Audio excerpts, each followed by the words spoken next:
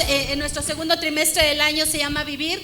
Y creo que lo que estamos haciendo los miércoles con CCP, que es compartir, y bueno, lo que Chucho explicaba, fue una bendición. De verdad que la gente está hambrienta de Dios, y gracias a Dios por aquellos que han estado dispuestos a venirse y hacer algo más de lo que siempre estamos haciendo. Vamos a entrar en tema, justamente es vivir, y creo que no podemos, el núcleo, ¿cómo puedo decir? El eslogan de este trimestre, que es vivir, es reflejar a Cristo, o Cristo a través de mí. Pero no podemos reflejar a Cristo si primero no conocemos a nuestro Dios, si no conocemos cómo actúa Él en determinadas ocasiones.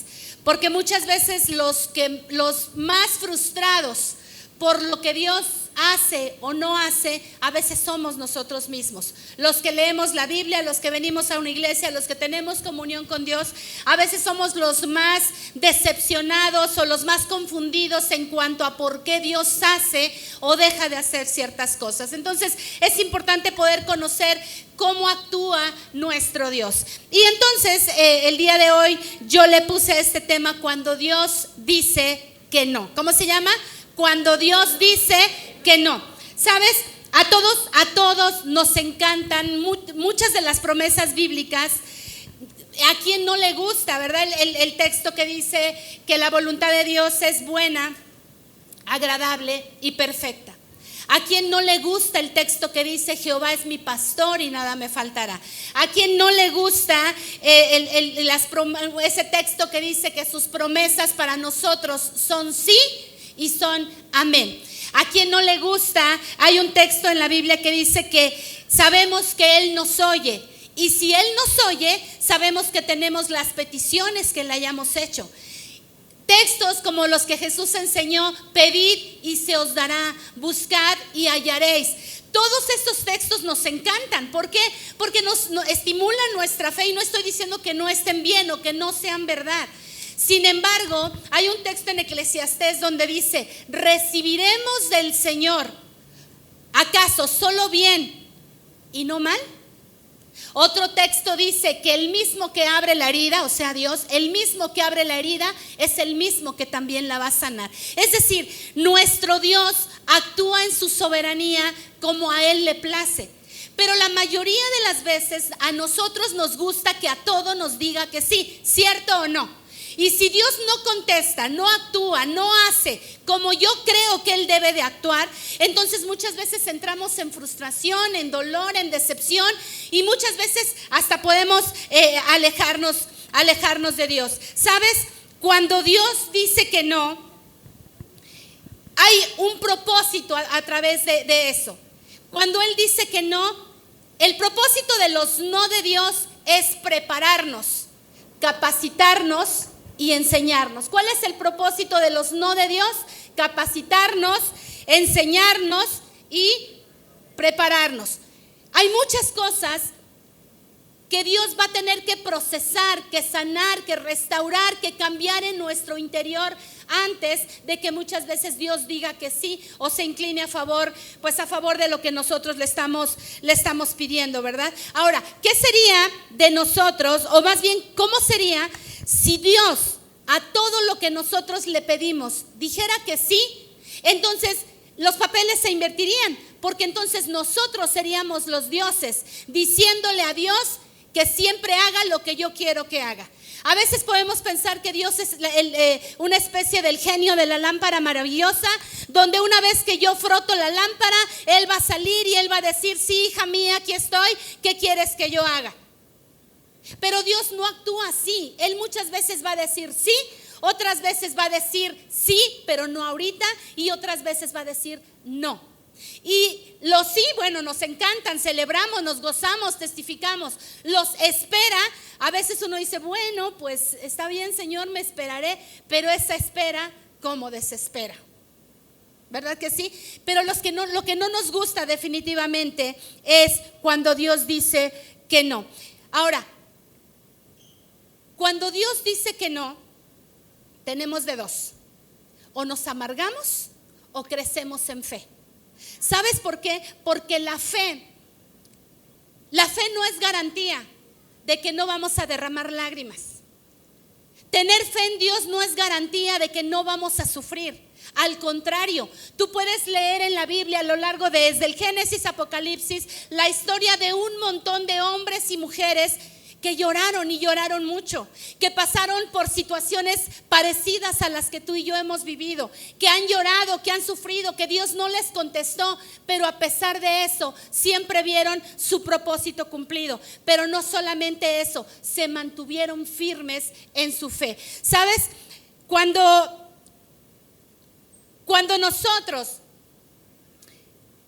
nuestra petición se convierte en una obsesión, corremos el peligro de alejarnos de Dios. ¿Te acuerdas de la historia de Raquel y Lea? ¿Te acuerdas que Jacob amaba a Raquel? Él quería a Raquel por esposa. El papá le da a Lea, la hermana mayor. Y entonces tuvo que tomar a las dos por esposas, pero entonces Lea empieza a tener hijos. Y Raquel, al ver que su hermana tenía hijos y tenía hijos y tenía hijos y no le daba, ella no podía darle hijos a su esposo, ella empieza a amargarse, ella empieza a frustrarse hasta el punto de decirle a Jacob: dame hijos o si no, me muero. Dígalo conmigo: dame hijos o si no, me muero. ¿Sabes? Muchas veces nuestras peticiones se convierten en berrinche. Nuestras peticiones se convierten en quererle torcer la mano a Dios para que Él conteste y haga las cosas como yo quiero y en el momento que Él quiero. Y muchas veces recurrimos incluso a sus promesas, y está bien recurrir a sus promesas. Pero recordemos algo: entre su soberanía y su voluntad ocurre algo. Perdón, entre la respuesta de Dios y nosotros hay algo, y es su soberanía. Muchas veces Él puede decirte que sí y muchas veces Él puede decirte que no. ¿Sabes? Tenemos historias en la Biblia, por ejemplo, cuando Dios le dijo a Abraham: vas a tener un hijo.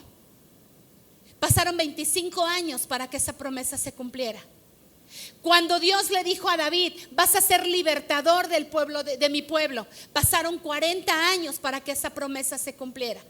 En muchas ocasiones Dios le dijo a sus siervos: esperen. Ahora, ¿qué pasa durante ese trayecto? Como mencioné ahorita, hay preparación, hay enseñanza. Dios moldea tu carácter, Dios moldea lo que eres, Dios quita lo que tiene que quitar en ti y pone lo que tiene que poner. Y sabes, muchas veces, muchos de nosotros, a pesar de que vienen y suceden cosas, y Dios quiere arrancar, y Dios quiere poner, y Dios quiere enseñarte, y Dios quiere transformarte, ¿sabes qué es lo que pasa? Nunca aprendemos la lección. Por eso es que muchas veces Dios nos tiene que pasar una y otra vez por la misma situación para que aprendamos. Pero ¿sabes qué? Muchas veces nosotros no aprendemos, no crecemos, no maduramos, estamos estacionados. Ahora sí que como el pueblo de Israel, ¿no? Dando vueltas. Mira, quiero que imagines la escena cuando José es vendido por sus hermanos. ¿Te acuerdas que dice la Biblia que lo vendieron a una caravana de egipcios? Quiero que imagines la escena en la que ahora, a veces uno puede pensar: bueno, le dijeron: ven, te voy a tomar de la mano y te voy a llevar conmigo como esclavo. No, estaban comprando un esclavo. ¿Y sabes cómo trataban a los esclavos? Como animales, tal cual. Ahora, imagínate entonces cuando José está siendo cautivo por esa caravana, viendo que sus hermanos lo estaban vendiendo, que sus propios hermanos le estaban dando la espalda. Imagínate la escena. ¿Acaso José no gritaría desde su interior a sus hermanos, quizá llamándoles: oye, ayúdame, oye, no me hagas esto, oye, ¿por qué me están haciendo esto? Oigan, mi padre va a sufrir. Porque después ustedes saben la historia, los hermanos fueron con el papá y ¿qué le dijeron? Que una bestia se lo había comido. Tuvieron la sangre tan fría para poder manchar la vestimenta de José con la sangre de un animal, para decirle a su padre: tu hijo ha sido devorado por una fiera. Y entonces, ¿qué corazón tan frío de los hermanos para decirle eso al padre cuando sabían lo que él iba a sufrir? Y entonces imagínate a José gritando, llorando, llorando, lamentando, no solamente a lo mejor recurriendo a sus hermanos para que lo ayudaran, sino recurriendo a Dios diciendo: Dios, líbrame de esto. Cuando él estuvo en la cárcel, cuando lo difamaron por violación, cuando lo difamaron de una o de otra manera, cuando el copero al que le tendió la mano, en lugar de ayudarlo, él se olvidó de él. Entonces, ¿cuántas veces en medio del sufrimiento podemos clamar? Y pasaron muchos años, no sabemos cuántos, pero sí sabemos que pasaron muchos años para que José viera cumplido su propósito. Nadie que ha alcanzado el propósito de Dios la ha tenido fácil. Todos en algún momento hemos tenido que derramar lágrimas antes de llegar al proceso en el que Dios, el plan, el proyecto, el propósito que Dios quiere cumplir. ¿Tú crees que Daniel, por ejemplo, no gritaba, no sintió miedo cuando lo mandaron al foso de los leones? ¿Acaso no habría en su interior miedo? ¿Acaso no habría en su interior un clamor diciendo: Dios, líbrame de esto? Claro que lo había. Pero ¿sabes qué? Era necesario que José pasara por ese proceso, que Daniel pasara por ese proceso. Era necesario, porque de otra manera no hubieran estado capacitados, aptos para el cumplimiento que Dios tenía para ellos. Ahora, muchas veces Dios nos capacita para poder, siempre Dios nos capacita para poder cumplir su propósito. Pero yo quiero hablarte en este caso de Moisés. Quisiera que me pusieran en pantalla, por favor, Hechos 7:25. Hechos 7:25. Ahí, ¿dónde están ya? Dice: pero él pensaba, diga conmigo, él pensaba que sus hermanos, está hablando de Moisés, él pensaba que sus hermanos comprendían que Dios les daría libertad por mano suya, mas ellos no lo habían entendido así. Mira, Moisés sabía que Dios lo había llamado a libertar al pueblo de Israel. Entonces Moisés dice: bueno, pues si Dios me llamó, pues yo solito tengo la iniciativa. Y fue, y dice la Biblia que queriendo libertar a uno de sus hermanos, ¿qué hizo? Mató a un egipcio. ¿Por qué? Porque él pensaba. ¿Cuántas veces el yo pensaba, el yo imaginaba, el yo creí, el yo deduje nos lleva a cometer los peores errores? ¿Por qué? Porque a veces nos precipitamos. El estrés, la desesperación, el miedo, la angustia nos hace actuar con prisa, nos lleva a tomar decisiones precipitadas y después muchas veces nos estamos lamentando. Siempre dejemos de pensar, dejemos de decir como Moisés: es que yo pensaba, es que yo imaginaba. Y siempre recurre a decir: Dios, es tu voluntad, es tu tiempo, en tu soberanía, tú quieres que yo haga esto. Es bueno siempre entender que a veces Dios nos va a decir que esperemos. Ahora, quiero enseñarte varios ejemplos de cuando Dios dijo no. Cuando Dios tuvo que decir no y por qué. Una, está en Deuteronomio 3:25 al 26. Moisés, quítamelo antes de que lo pongas, déjame explicarte el trasfondo de esto. Moisés sale de Egipto con toda la nación, tú ya conoces la historia, el mar Rojo se abre en dos, ellos pasan por tierra firme y bueno, el pueblo de Israel había visto milagros.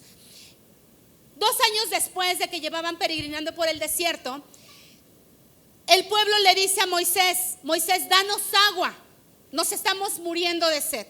Y entonces Dios le dice a Moisés: golpea la roca. Y dice que Moisés obedeció, golpeó la roca y salió agua de la roca. Bueno, entonces hay un lapso ahí de situaciones que pasan. No me voy a meter ahorita en eso.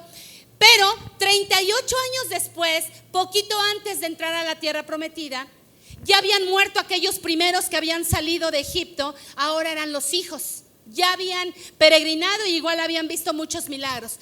Pero pasando 38 años, vuelven a tener sed y vuelven a decirle a Moisés: danos agua, nos estamos muriendo de sed. Entonces Dios le dice a Moisés: háblale a la roca. Son dos cosas diferentes. ¿Sabes? Aquí hay una enseñanza que hace tiempo yo la aprendía. ¿Sabes? Dios se dirige con cada generación de diferente manera. No, a la generación pasada, Dios se mostró a través de que Moisés golpeó la roca, pero en esta ocasión solo tenía que hablarle. Y muchas veces nosotros pensamos que Dios tiene que actuar de la misma manera que actuó hace meses, hace años. Pero sabes, Dios siempre va a tener maneras diferentes de actuar y no siempre las vas a comprender. Quizá en ese momento Moisés dijo, bueno, este episodio de mi vida yo ya lo vi hace 38 años, entonces voy a hacer lo mismo. Agarra la vara y golpea la roca. Y sabes, ahí es donde Dios le dice, por no haberme santificado ante el pueblo, no vas a entrar a la tierra prometida. ¿Por qué? Porque no lo santificó. ¿Qué quiso decir con que no lo santificó? Cuando nosotros desobedecemos una instrucción de parte de Dios, no te estás manchando tu imagen, estás manchando la imagen de Dios, porque Él nos da principios, Él nos da patrones a seguir, que si nosotros no los llevamos a cabo, lo que hacemos es manchar su santidad, porque nosotros reflejamos la santidad de Dios. Y entonces, cuando Dios le dice a causa de esto, no vas a entrar a la tierra prometida. Y mira, aquí sí ponme el texto, por favor. Dice, pero Jehová se había, ¿qué?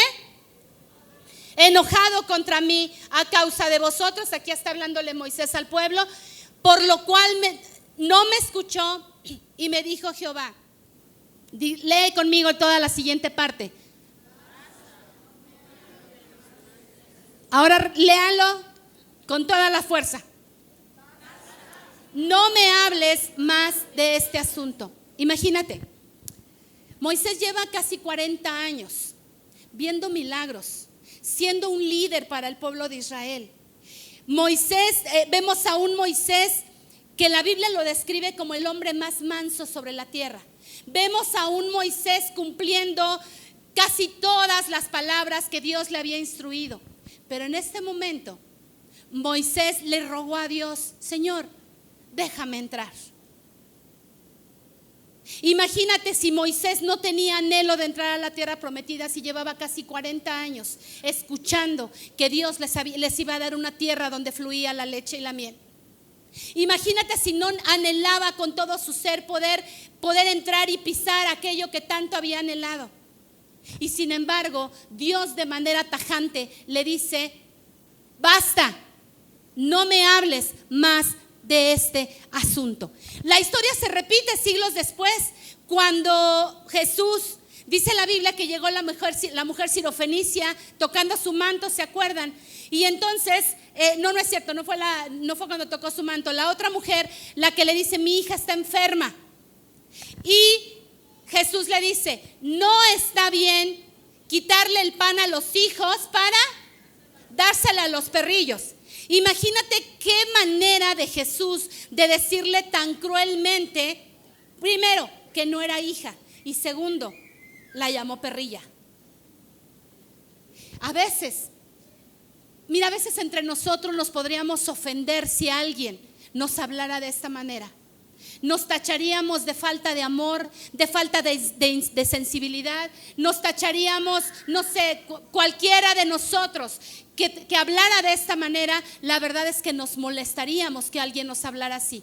Pero ¿qué tal cuando Dios mismo te dice, basta, no me hables más de este asunto? ¿Sabes? A veces estamos tan desesperados, queremos que Dios haga las cosas como nosotros queremos, que decimos muchas cosas, hacemos muchas cosas, pero Dios puede haber un momento dado en el que nos diga, basta. Qué manera tan dura, tan directa y podríamos decir hasta cruel de decir, no vas a entrar. ¿Por qué Dios tiene que decirle no a muchas de las cosas que nosotros le pedimos? ¿Cuántas veces te has cansado de orar por tu esposo, por tu esposa? ¿Te has cansado de orar por tus hijos? ¿Te has cansado de decirle a Dios que haga cierta cosa? Y ¿sabes qué? Muchas veces caemos en la frustración de decir, es que me falta fe. Es que no soy lo suficientemente santo para que Dios me oiga. Es que Dios tiene preferidos. Y sabes, en la mañana yo les decía, hay un salmo, me voy a desviar un poquito del tema, porque esto va más adelante, pero quiero mencionártelo para que no se me vaya a pasar al ratito. El Salmo 73, si tú puedes leerlo con calma, es un salmo con el que cada uno de los que estamos aquí nos podríamos identificar. ¿Sabes? Este salmo, a grandes rasgos, lo que dice: tuve envidia de los arrogantes, tuve envidia de los que escupen al cielo y viven con gran esplendor. Tuve envidia de los arrogantes, tuve envidia de aquellos que dañan a su prójimo, que blasfeman, que hacen tantas cosas malas y aún así les va súper bien. ¿Algunos de ustedes se han sentido así en alguna ocasión? Muchas veces a veces decimos: tengo tantos años buscando a Dios, hago esto, hago aquello. ¿Sabes por qué? Porque a veces reclamamos derechos por ser sus hijos. Y ahí es donde podemos decir: no hemos aprendido a conocer a Dios como soberano. Lo conocemos como Dios, y sí decimos Él es Dios y Él es soberano. Lo conocemos como Padre. ¿Por qué? Porque Él me escucha, porque Él me ama, porque Él me permite disfrutar de su paz. Lo conocemos como Padre porque Él me provee, porque Él ha sido bueno. Y qué bonita, me encanta ese texto donde dice que nuestra infidelidad no hace nula la fidelidad de Dios. Me encanta eso, porque a veces yo lo pienso: Señor, si lo que tú me das fuera por mi fidelidad, no tuviera nada, pero todo lo que tengo ha sido solo tu fidelidad, porque la Biblia dice que nuestra infidelidad no hace nula la fidelidad de Dios. Entonces, muchas veces podemos reclamar ciertos derechos, porque yo hago, porque yo busco a Dios, porque yo le sirvo, porque tengo tantos años de buscarle, y a veces pensamos que tenemos ciertos derechos. Pero sabes, este salmo dice, da a entender eso. Dice: ¿por qué a ellos que no te buscan, que blasfeman contra el cielo, que matan, que hacen mal a sus enemigos, por qué a ellos les va bien y a mí que te busco me va mal? Y entonces te encuentras con la última parte de este salmo, donde dice: hasta que entrando yo en el santuario de Jehová, entendí cuál va a ser el fin de ellos. ¿Sabes? Tenemos otra historia en la Biblia a quien Dios le dijo no, que fue a David. David vio muchos milagros de Dios. David sabía que había sido elegido por Dios. Él sabía quién era en Dios. Llegó un momento en el que su hijo enferma. Y dice la Biblia que ayunó, clamó, lloró, esperando que Dios sanara a su hijo. ¿Y sabes qué? Eso no sucedió. Su hijo murió. Y entonces sus siervos alrededor dicen: si cuando el niño estaba enfermo, estaba mal, si le decimos que su hijo ya murió, se va a poner peor. Y entonces David, viendo la actitud de sus siervos, dice que él dedujo y dijo: ¿ya murió el niño? Y le dijeron: sí, ya murió. Y entonces dice la Biblia que David se bañó, se rasuró, y dice una frase, esa frase viene ahí en Primera de Crónicas, por favor, segunda de Samuel 12:20, por favor. Segunda de Samuel 12:20. Dice: entonces David se levantó de la tierra y se lavó y se ungió y cambió sus ropas y entró ¿a dónde? Léalo fuerte. ¿Dónde entró? ¿Y qué hizo? ¿Sabes? La mayoría, se dice que por cada persona en la iglesia hay dos afuera, que alguna vez se congregaron, que alguna vez buscaron a Dios, que alguna vez fueron fieles. Dos por cada creyente sentado en una silla de iglesia. Por las razones que tú quieras, no están en la iglesia. Pero eso nos refleja una verdad que dice este texto. La gran mayoría de gente, cuando las cosas no suceden como ellos creen que deben de suceder, porque se aferran a las promesas, porque la Biblia dice que Dios tiene recompensas, y a veces sí es bueno luchar por esa recompensa, sí es bueno creer que Dios va a actuar, pero muchas veces el centro de este mensaje es entender que no siempre Dios te va a decir que sí.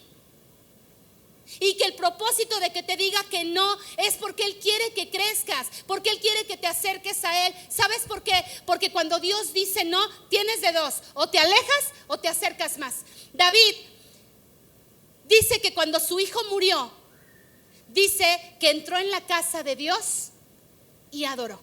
La gran mayoría de creyentes, cuando las cosas no suceden conforme a ellos quieren, se alejan de la iglesia. Dice la Biblia que David se bañó, se rasuró, se arregló, entró en la casa de Dios. ¿Y qué hizo? Adoró. La adoración no consiste en cantarle bonito a Dios. No consiste solo en levantar tus manos. La adoración no consiste en cantar música suavecita. La adoración consiste en cuanto rindes cada vez que te paras aquí en tu silla y levantas tus manos. Si estás solamente rindiéndote de dientes para afuera, vas a levantar las manos. Pero cuando la rendición nace desde el corazón, cuando día a día tú rindes tu voluntad, cuando día a día rindes un poquito más de ti, mueres a tus deseos, mueres a tus anhelos, mueres a lo que deseas, ahí estás adorando. Y eso a veces no parece adoración. ¿Por qué? Porque nos hemos metido el chip que lo que parece adoración es venir, cantar, levantar las manos. Y la adoración es mucho más que eso. Es morir todos los días un poquito más de lo que tú eres como ser humano, de lo que tú eres como persona. David, cuando Dios le dijo no, se acercó más a Dios y adoró. ¿Sabes? En lo personal, y de verdad no lo menciono para ejemplo de nadie, pero te lo platico porque fue una experiencia que tuve. Cuando el bebé de mi hija murió, bueno, que nació y que 8 días después el bebé convulsionó y de ahí él ya no despertó. A los 15 días yo hablé para mí misma. Dije, Dios, nunca he hecho un ayuno de 40 días. Lo voy a hacer. Pero sana a mi bebé, levántalo, despiértalo, porque los médicos decían como puede despertar de la nada, como puede no volver a despertar. Y mi deseo y obviamente nuestro anhelo era, levántalo, Señor, tú puedes hacerlo, tú haces el milagro. Y entré en 40 días de ayuno. ¿Sabes? El día que yo cumplía los 40 días de ayuno, ese día murió el bebé. Hubo frustración. ¿Hubo lágrimas? ¿Hubo cierta decepción? Sí. Con los días aprendí algo. Porque a veces uno puede decir, Dios, ayuné. Dios, lloré, fui a la iglesia, diezmé, ofrendé, te serví. Señor, le predico a otros de tu palabra. Dios, ¿por qué no me contestaste? ¿Por qué no resuelves este asunto que estoy viviendo? Porque a veces creemos que lo que hacemos para Dios nos da derecho de exigirle. Y Él es Dios. Nosotros no. Nosotros en este momento como seres humanos muchas cosas no las vamos a entender. Yo no sé cuánto tiempo Dios nos permita vivir, 80, 70, 60, 90 años, no sé. Pero ¿qué son 90 años comparados a una eternidad? Vas a tener toda una eternidad para que Dios te dé respuesta a decir, ¿sabes qué? ¿Sabes qué, Liz? No atendí a esa oración que me pediste por esta razón. Y entonces les va a decir, con razón. En este momento, como seres humanos, muchas cosas no van a tener respuesta. ¿Sabes? Cuando pasó esto que te platico, quizá uno puede decir, bueno, Dios, tú dijiste que ayunáramos, ayuné. ¿Por qué no lo hiciste? Tú dijiste que clamáramos, clamé, no sucedió. Pero ¿sabes qué aprendí de esto, de esta situación que te comento? Nunca en mi vida había ayunado 40 días. Esta situación me enseñó que sí puedo ayunar 40 días. Esa cercanía con Dios durante esos 40 días no la hubiera tenido si Dios no hubiera dicho que, si Dios nos hubiera dicho que sí a que el bebé sanara. No lo hizo. Yo tenía de dos: o me amargaba o me acercaba más a Dios, o me frustraba o levantaba las manos y decía a Dios, si lo haces, tú eres Dios, y si no lo haces, sigues siendo Dios, y yo no soy nadie para exigirte que hagas o dejes de hacer las cosas que tú quieras, porque Él sabe por qué y para qué. Muchas cosas no las vamos a entender, pero Él sabe de qué manera las va a hacer. Entonces tenemos a un David a quien Dios le dijo que no. ¿Sabes? Hay otra ocasión en la que Dios le dijo a David que no, y está en Primera de Crónicas 22, 7 y 8. David tenía deseo de construirle un templo a Dios, pero Dios le dijo, no lo vas a hacer. ¿Tienen la cita, por favor? No, creo que esa cita no se las di en la mañana, ¿verdad? Bueno, David quiere construirle casa a Dios, pero Dios le dice, ¿sabes qué, David? No la puedes hacer porque has derramado mucha sangre, pero lo va a hacer tu hijo, ¿sabes? Ponme la cita, por favor, de Jueces 2:10. Déjame leerte esta cita para explicarte lo que quiero decir. Toda aquella generación también fue reunida a sus padres, y se levantó después de ellos otra generación que no conocía a Jehová ni la obra que él había hecho por Israel. Escúchenme, papás. La peor tragedia que podemos tener los padres es que nuestra siguiente generación no sepa quién es Dios, ni lo que hizo. La peor tragedia no es que nuestros hijos fracasen en una carrera, fracasen en una escuela por X o Y situación. La peor tragedia que podemos tener como padres es que dejemos una generación que no le importe buscar a Dios. Y sabes, Dios le dijo a David, no me puedes construir casa porque has derramado mucha sangre, pero la va a construir tu hijo. Y Salomón fue el que le construyó casa a Dios. Sabes, muchas de las cosas que tú anhelas en tu corazón, no te frustres. Probablemente tú no las veas, pero tus hijos las van a ver. Y creo que el hecho de saber que nuestros hijos las van a ver, las van a palpar, las van a disfrutar, creo que nos podemos dar por bien servidos.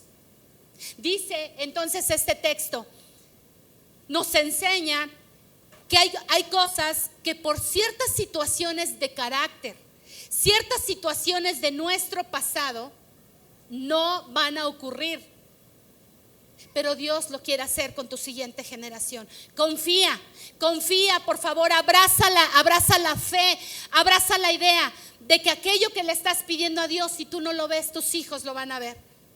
A veces Dios dice no porque Él quiere enseñarnos paciencia, enseñarnos a tener fe. Otra persona a quien Dios le dijo que no, en este caso fue Jesús, fue el endemoniado gadareno. Déjame te explico un poquito.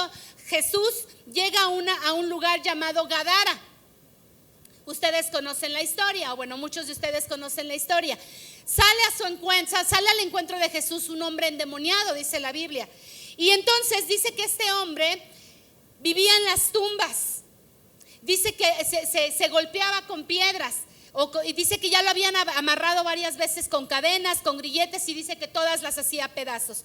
Y entonces dice que sale, y lo curioso es que se postra ante Jesús y le dice, Jesús, ¿qué tienes conmigo?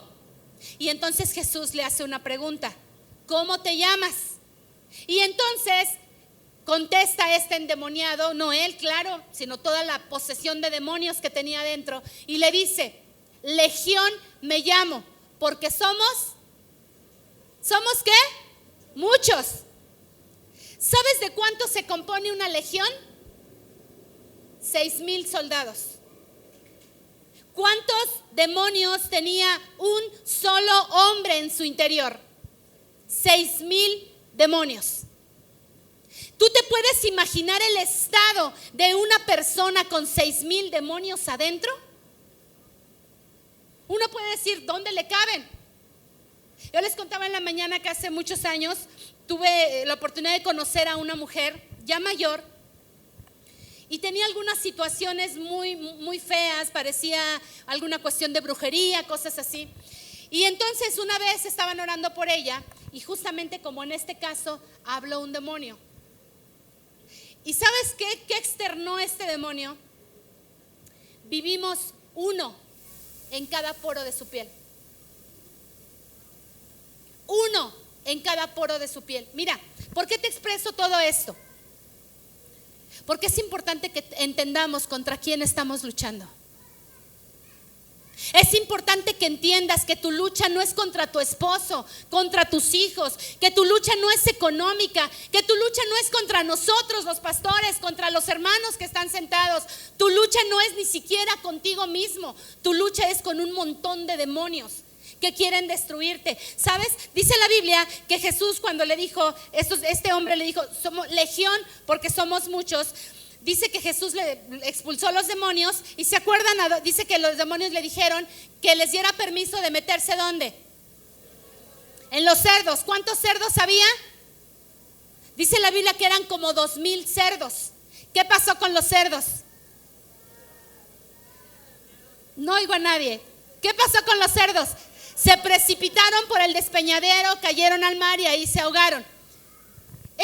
Esto que sucedió con los cerdos nos refleja lo que el mundo espiritual, el reino de las tinieblas quiere hacer contigo. Llevarte al despeñadero hasta que te ahogues, hasta que se ahogue tu propósito, hasta que se ahoguen los planes que Dios tiene para ti. Ese es el único propósito del enemigo. El propósito del enemigo no es que te divorcies, claro que por ahí empieza. El propósito del enemigo no es que sucedan ciertas cosas que obviamente tú quieres como ser humano. El propósito del enemigo es que te ahogues. No físicamente, emocional, espiritualmente. Eso es lo que él quiere. Y entonces aquí me salgo un poquito del tema porque esta historia está muy muy interesante. No me puedo detener a enseñarte todos los detalles que aprendí, pero está interesante porque este lugar, esta ciudad llamada Gadara, era una ciudad donde la mayoría de sus habitantes, su labor o su profesión, ¿cómo se dice el otro? Su oficio era apacentar cerdos. Para los judíos, los cerdos eran inmundos. Otra cosa que era inmunda para los judíos era tocar un muerto. O sea, tener cercanía con muerto, con todo lo que tocara muertos. Y este hombre, este endemoniado, resulta que vivía en un lugar donde estaba lleno de cerdos, lleno de animales impuros para los judíos, pero también vivía en los sepulcros. O sea, Jesús llevó a sus 12 discípulos. Imagínate la historia. Jesús va, oye, Pedro, Juan, Jacobo, Andrés, Santiago, vengan, acompáñenme, vamos a la ciudad de Gadara. Y ya me imagino a los discípulos, Señor, ¿cómo crees? ¿Cómo crees que vamos a ir ahí? Está lleno de cerdos. Pero bueno, vamos a ver qué sucede. Y ahí va con sus discípulos. Llegando allá, Jesús se encuentra con este endemoniado. Y este endemoniado, ¿qué es lo que hacía? Vivía en los sepulcros. Entonces imagínate a los discípulos diciendo, ya nos trajiste donde hay cerdos, ahora nos vas a obligar a convivir con alguien como este hombre. ¿Sabes? Dios tiene que derribar muchos de nuestros prejuicios para mostrarnos su poder. Dios tiene que derrumbar muchos patrones mentales que traemos, patrones de educación, patrones de cosas que traemos en el interior, que si no los rompe, no podemos ver sus verdades, no podemos ver lo que Él quiere enseñarnos, como fue el caso de sus discípulos.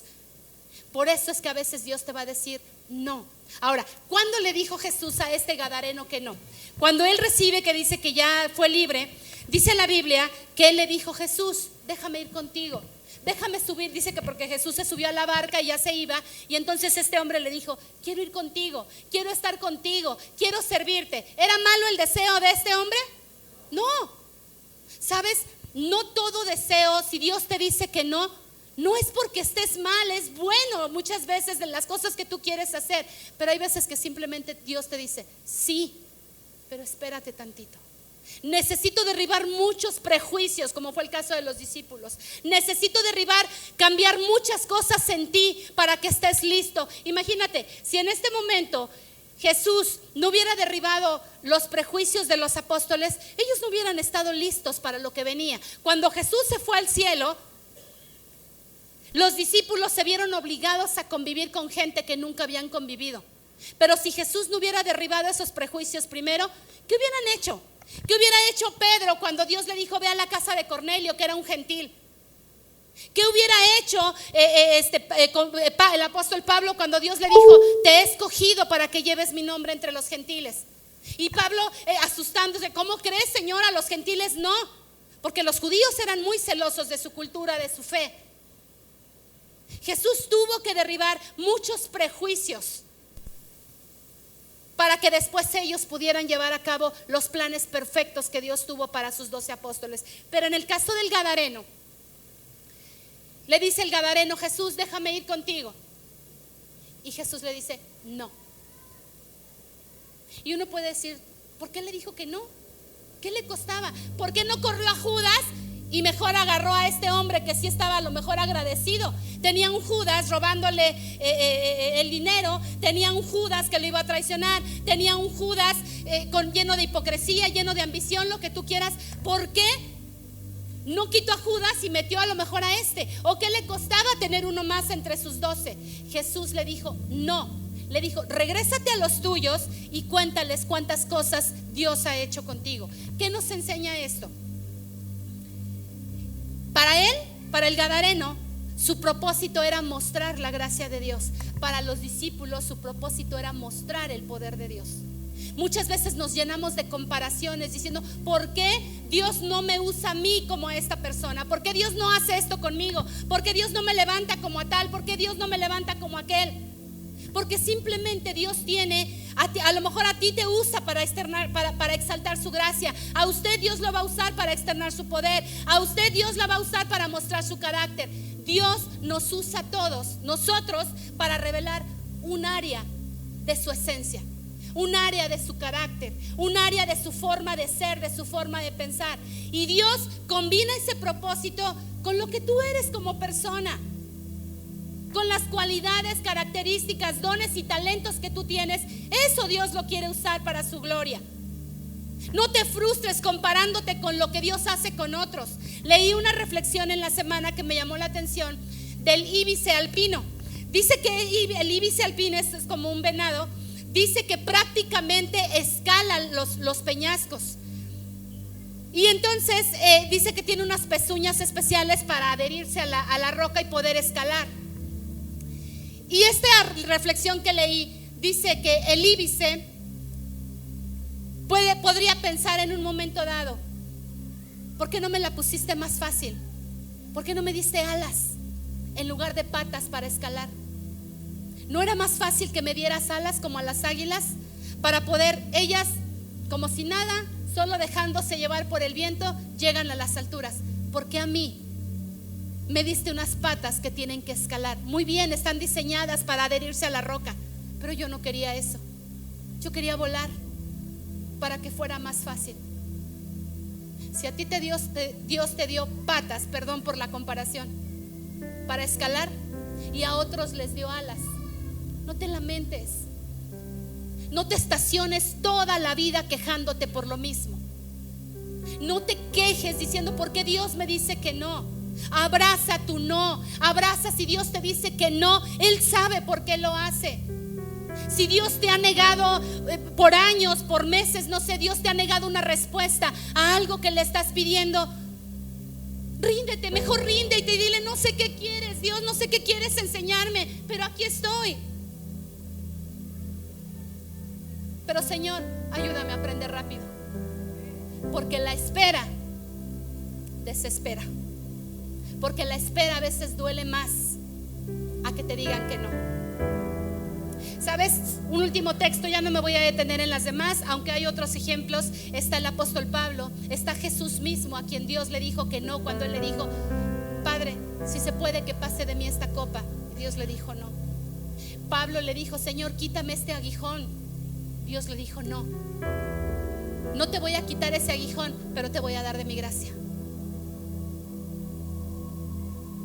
A veces queremos el milagro, pero Dios quiere que disfrutes su gracia, su amor, y eso vale más que muchas veces cualquier milagro. Te digo, ya no me voy a meter mucho en eso, solamente quiero compartir el último texto.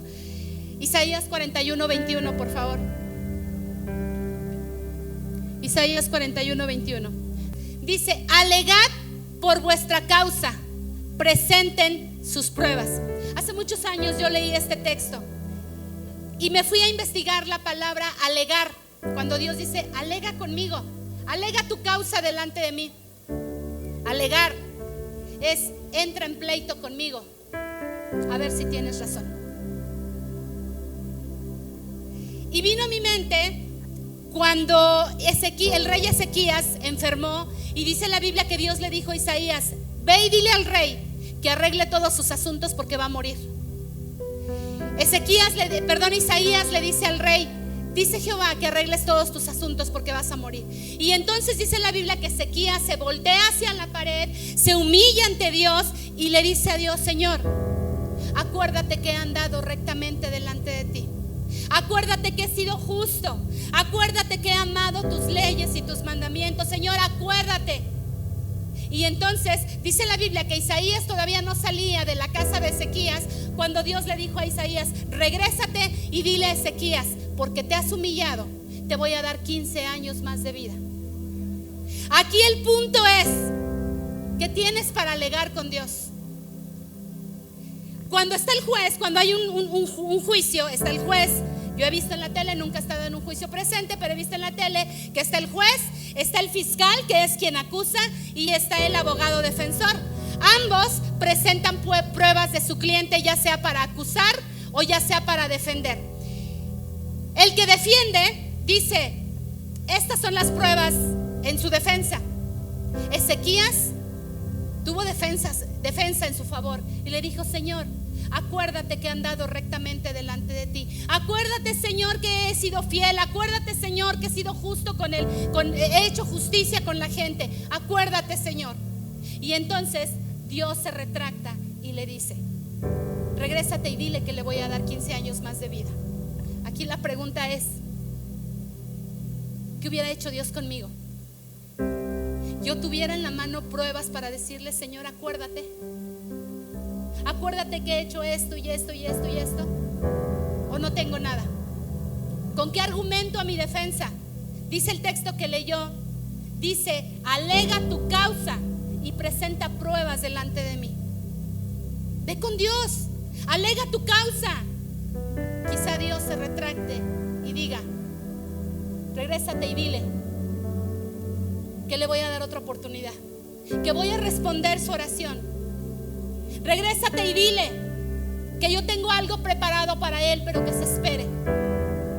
Regrésate y habla a su corazón y dile que yo tengo el control de todo, pero que tengas, sabes, hay un caso en la Biblia también de Cornelio, donde la Biblia dice que Dios le dijo en este caso le dijo a Pedro, ve a la casa de Cornelio, y dice, específicamente dice que habían subido ante la presencia de Dios las ofrendas de Cornelio.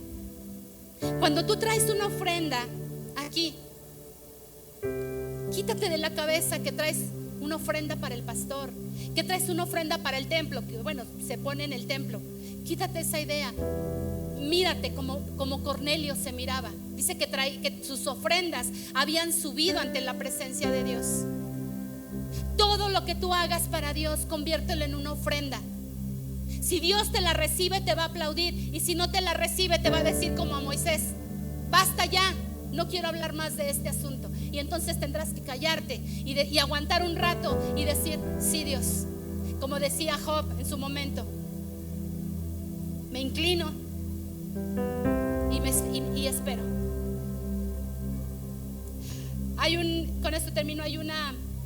Leí en esta semana 3 palabras que me llamaron la atención y dije, ¿qué es eso? Investigué.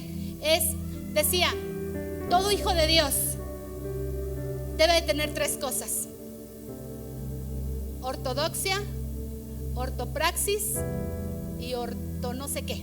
Ya se me olvidó, no es ortopedia, ¿verdad? ¿Qué les dije? Ortodoxia, ortopraxis y orto no sé qué. E investigué y dice, lo que significa es buena doctrina, buena conducta y buen corazón. Si falta una de las 3, estamos incompletos. Leí otra frase que me gustó, que dice que sería más fácil pensar que hay un ser vivo que no respira a un hijo de Dios que no ora. ¿Qué estamos haciendo con todo lo que... Sí queremos que Dios nos conteste, pero ¿qué vas a hacer si Dios te dice no? ¿Qué vas a hacer si Dios te dice espérate? ¿Qué vas a hacer? ¿Amargarte? ¿Frustrarte? ¿Sabes cuando Moisés, Dios le dijo no vas a entrar a la tierra prometida?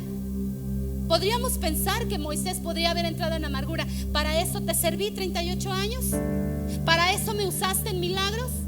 ¿Para eso navegué con este pueblo por 40 años? ¿Para eso hice? Y pudo haber reclamado derechos.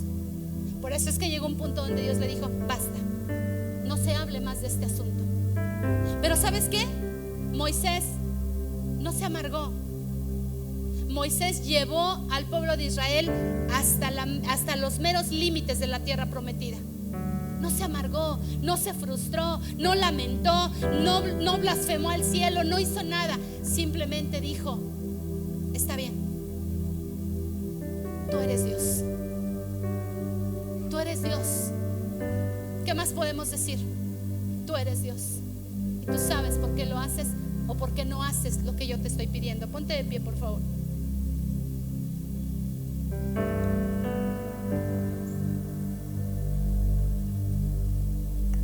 ¿Y por qué no comienzas? Cierra tus ojos, por favor. ¿Por qué no comienzas diciendo: tú eres Dios? Si me respondes, tú eres Dios. Y si no me respondes, tú sigues siendo Dios. Tú eres Dios. Levanta tus manos y empieza a decirle a Dios: Señor, perdóname por quejarme, perdóname por lamentarme, perdóname por no entender cuando tú me has dicho que no, perdóname por no entender cuando tú me has dicho espera. Perdóname por desesperarme, así como Moisés, que en algún momento él actuó por impulso, pensando que eso era lo correcto. Y no porque fuera incorrecto lo que él quería hacer, simplemente no era su momento. Simplemente se precipitó porque él dijo: tengo el llamado de Dios, estoy sirviendo a Dios, entonces yo puedo hacerlo. Y se precipitó y tuvo que enfrentar una experiencia dura para él. Dile a Dios: Señor, perdóname si me he precipitado a actuar de maneras que, creyendo que es correcto, he fracturado mi relación contigo. Porque sabes, cuando nosotros no aceptamos las formas en las que Dios actúa, se siembra una semilla en nuestro corazón que se alimenta con pensamientos, que se alimenta con las situaciones que vivimos y nos lleva a distanciarnos de Dios. Aparentemente no sucede nada, pero si te analizas, tu corazón está distanciado de Dios. Si es tu caso, dile a Dios: Señor, perdóname. Perdóname porque por no entender tu negativa, por no entender tu tiempo, por no entender que tú dijiste espera, en mi corazón se sembró una semilla que me ha distanciado de ti. Perdónanos, Dios. Perdónanos, Señor, por no saber entender tu voluntad.